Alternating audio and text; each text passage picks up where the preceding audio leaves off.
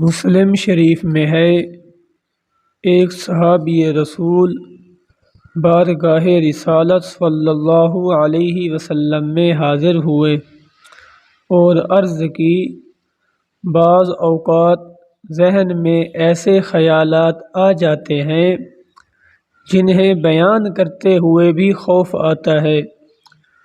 تو سید دو عالم صلی اللہ علیہ وسلم نے پوچھا، کیا تمہارے ساتھ ایسا ہی ہوتا ہے؟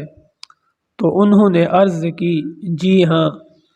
آپ صلی اللہ علیہ وسلم نے فرمایا، ذاک صریح الایمان، یہ ایمان کی واضح نشانی ہے۔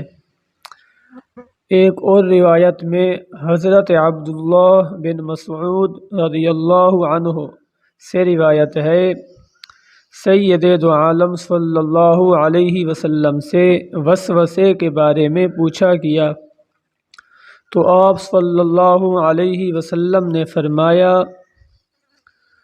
یہ ایمان ہی کی نشانی ہے۔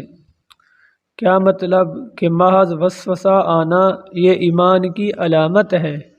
اب سامعین کرام، اگر وسوسہ آ جائے تو اسے اعوذ باللہ من الشیطان الرجیم پڑھ کر دور کرنا چاہیے، نہ یہ کہ اس وسوسے کو اپنے دل دماغ میں بٹھا لیں اور اس پر عمل کر لیں۔ ایسا ہرگز جائز نہیں۔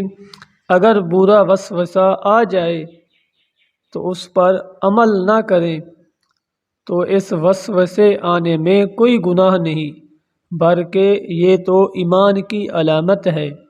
وما علیہ الا البلاغ المبین۔